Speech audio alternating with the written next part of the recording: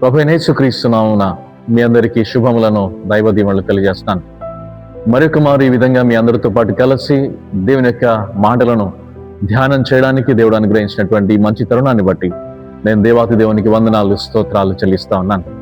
దైవ చిత్తమైతే ఈ దినం మొదలు పరిశుద్ధ గ్రంథంలోని నూతన నిబంధన భాగంలో ఉన్నటువంటి అపోస్తలుడైనటువంటి పౌలు గారు రాసినటువంటి పత్రికలను మనం ధ్యానం చేస్తూ మన యొక్క ఆధ్యాత్మిక విశ్వాస జీవితాలను బలపరుచుకొని ఆయన వాక్యపు వెలుగులో మనలను మనం సరి చేసుకొని ఆయన ఆశించిన రీతిలో మన ఆత్మీయ విశ్వాస జీవితాలను ముందుకు నడిపించుదాం. ఆయన కృపకు మనం పాత్రలం అవుతాం. ముందుగా అపోస్తలుడైనటువంటి పౌలు గారు రాసినటువంటి పత్రికలను మరియు వాటి విభజనను కొంత నేను మీ ముందుకు తీసుకొని వస్తాను. ఆ తదుపరి ఇది నేను ఒక ప్రత్యేకమైనటువంటి పత్రికను మనం ప్రారంభించి మన యొక్క ఆధ్యాత్మిక విశ్వాస జీవితాలను బలపరుచుకున్నటకై మన ఈ ధ్యానాలను అనుదినం మనం కొనసాగించటకై ముందుకు సాగుదాం. ఈ క్రమంలో ఆయన మాటలను అర్థం చేసుకునే మంచి మనస్సును మరియు వాటిని అనుసరించి ఆయన కృపకు పాత్రలమయ్యేది తన యొక్క కృపను, తన దయను దేవుడు మనందరికీ అనుగ్రహించాలని కోరుతున్నాను. దేవుడు మనందరిని దీవించి ఆస్వాదించును గాక. రైట్, రండి. అపోస్తలుడైనటువంటి పౌలు గారు దేవుని యొక్క ఆత్మచేత ఆయన పట్టబడిన తరువాత దేవుని కొరకై నమ్మకమైనటువంటి ఘనమైనటువంటి పరిచర్యను కొనసాగించుకుంటూ ముందుకు సాగాడు. ఆయన పరిచర్యలో ముందుకు వెళుతున్నటువంటి దినాల్లో కష్టమైన ప్రాణాంతకమైనటువంటి సందర్భాలలోనైనా క్రీస్తు కొరకు తాను ఈ శరీరాన్ని విడిచిపెట్టడానికైనా వెనుకాడనటువంటి తరుణాలు, ఆయన కేవలం ఆయన బ్రతుకుట క్రీస్తే, చావైతే నాకు లాభమే అని చెప్పినటువంటి ఈ మాటలను ఆయన మాటల వరకే కాకుండా తన యొక్క ఆత్మీయ నిజ జీవితంలో వాక్యాన్ని ఆయన బోధించడమే కాదు, ఆయన తన జీవితంలో ఆ విధంగా నడవడం, దేవుని యొక్క మాట చొప్పున తన జీవితాన్ని ముందుకు తీసుకుని వెళ్ళడం ఆయన రాసినటువంటి పత్రికల్లో చాలా స్పష్టంగా అది వ్రాయబడినటువంటి సందర్భాలను మనం చూస్తాం. రైట్, ఈ విధమైనటువంటి ధ్యానాలను మనం ధ్యానం చేస్తూ ఇది మన జీవితాలను సహితం నిజమైనటువంటి వాక్యపు వెలుగులో మనల్ని మనం పరిశీలించుకుందాం. సత్య వాక్యాన్ని సత్యంగా మన జీవితాలలో అన్వయించుకొని ఆ ప్రకారంగా మన జీవితాలను తీసుకుని వెళ్ళలాగున మన ఈ ధ్యానాలు ఉపయోగపడటకై దేవుని కృపకై వెతుకుదాం. రైట్, రండి. ఇది కొన్ని మాటలను అపోస్తలుడైనటువంటి పౌలు గారు రాసినటువంటి పత్రికలను మరియు వాటి విభజనను ముందుగా మనం గమనించుకుంటూ ముందుకు సాగుదాం. అపోస్తలుడైనటువంటి పౌలు గారు రాసినటువంటి ఈ 13 పత్రికల్లో రోమీలకు రాసిన పత్రిక, కొరింథీలకు రాసిన మొదటి పత్రిక, రెండవ పత్రిక, గలతీలకు రాసిన పత్రిక, ఎఫెసీలకు రాసిన పత్రిక, ఫిలిప్పీలకు రాసిన పత్రిక, కొలస్సైలకు రాసిన పత్రిక, తెస్సలోనికైలకు రాసిన మొదటి పత్రిక మరియు రెండవ పత్రిక, తిమోతికి రాసిన మొదటి పత్రిక మరియు రెండవ పత్రిక, తీతుకు రాసిన పత్రిక మరియు ఫిలోమోనుకు రాసిన పత్రిక. ఈ విధంగా అపోస్తలుడైన పౌలు గారు 13 పత్రికలను రాశారు అనేటువంటి సత్యాన్ని మనం చూడగలం. ఈ 13 పత్రికలలో తానే రాశారు అని చెప్పడానికైనటువంటి అనేకమైనటువంటి ఆయన మాటలే, అనేక సందర్భాల్లో ఆయన ఉపయోగించినటువంటి మాటలనే మనం చాలా స్పష్టంగా ఈ 13 పత్రికల్లో మనం గమనించగలం. అయితే ఈ 13 పత్రికలను కూడా నేను 2 భాగాలుగా మరల మీ ముందుకు తీసుకురావడానికి ప్రయత్నం చేస్తాను. ఒకసారి ఈ 13 పత్రికలను 2 భాగాలుగా మనం విభాగించినప్పుడు దీనిని ఈ విధంగా మనం గమనించాలి. ఒకటి సంఘములకు రాయించినటువంటి పత్రికలు, రెండవది వ్యక్తులకు ఆయన రాసినటువంటి పత్రికలు.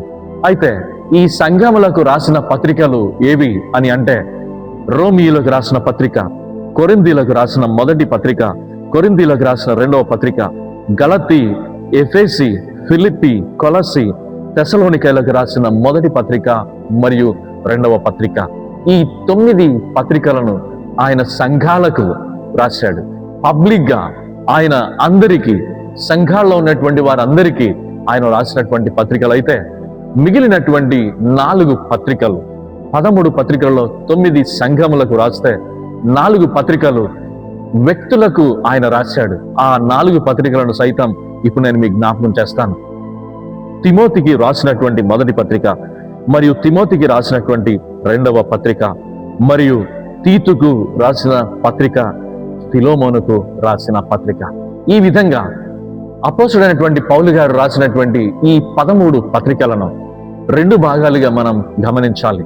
మనం జ్ఞాపకం ఉంచుకోవడానికి ఈ పత్రికలను ధ్యానం చేసినటువంటి తరుణాల్లో, మనం చదువుతున్నటువంటి తరుణాల్లో, ఈ పత్రికలలోంచి మనం ధ్యానాలు వింటున్నటువంటి తరుణాల్లో ఈ ఆలోచనను మనం మదిలో పెట్టుకుంటే దేవుని యొక్క ఈ మాటలను, పౌలు గారి ద్వారా పలకబడినటువంటి ఈ మాటలను చాలా స్పష్టంగా అర్థం చేసుకోవడానికి అవకాశం ఉంటుంది.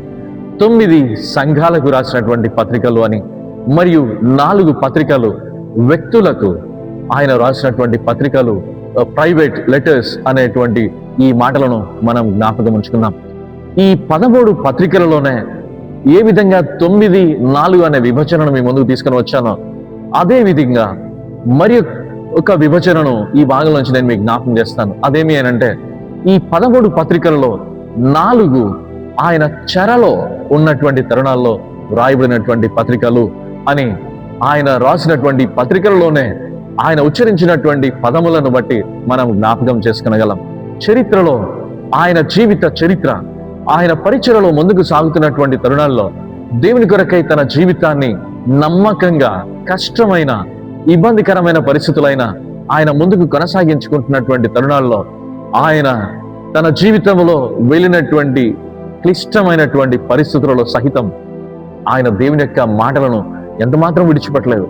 దేవుని కొరకే తన నమ్మకత్వాన్ని ఎంత మాత్రం కూడా తాను విడిచిపెట్టలేదు. తాను పిలువబడినటువంటి పిలుపులకు తగినటువంటి రీతిలో తన జీవితాన్ని తీసుకుని వెళ్ళడానికి ఎంత మాత్రము కూడా వెనకాడినటువంటి వాడు కాదు. ఈ క్రమంలోనే అనేక పర్యాయములు ఆయన శ్రమల గుండా వెళ్ళవలసి వచ్చింది. అనేక పర్యాయములు ఆయన ఇబ్బంది పడినటువంటి సందర్భాలు లేకపోలేదు.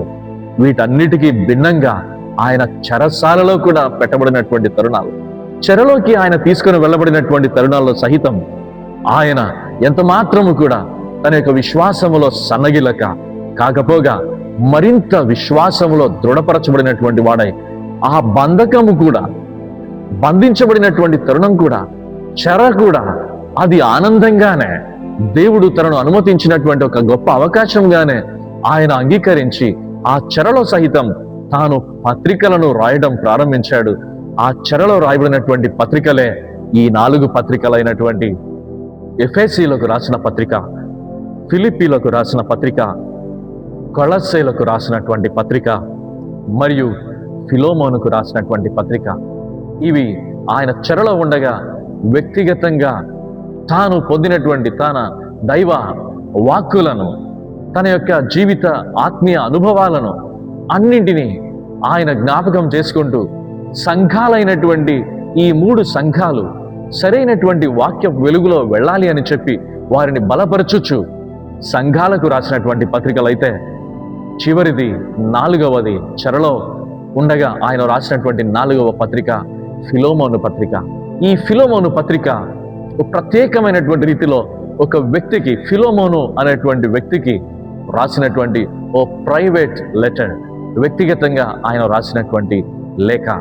ఈ విధంగా అపోస్తలుడైనటువంటి పౌలు గారు రాసినటువంటి ఈ 13 పత్రికలను ఈ విధమైనటువంటి విభజనలుగా మనం పరిశీలించి వీటిని జ్ఞాపకం ఉంచుకొని ఈ పుస్తకాలను, ఈ పత్రికలను మనం చదువుతున్నటువంటి తరుణాల్లో, మరియు వీటిని మనం ధ్యానం చేసినటువంటి సందర్భాలలో, మరియు ఈ పత్రికలలో నుంచి ధ్యానాలను మనం వింటున్నటువంటి తరుణాల్లో ఆయన పౌలు గారు ఏ సందర్భంలో ఎక్కడ ఉండి రాశాడు, ఇది ఎవరికి రాశారు అనేటువంటి స్పష్టతను మన మనసులో పెట్టుకొని ఈ ధ్యానాలను మనం కొనసాగించిన నాడు దేవుని యొక్క ఈ మాటలను మనం కొంత అర్థం చేసుకోవడానికి ఓ చక్కని సమయం, అవగాహన కలుగుతుంది అన్న ఉద్దేశంతో ఈ మాటలను ముందుగా నేను మీకు ఈ విభజనను జ్ఞాపకం చేయడం జరుగుతుంది.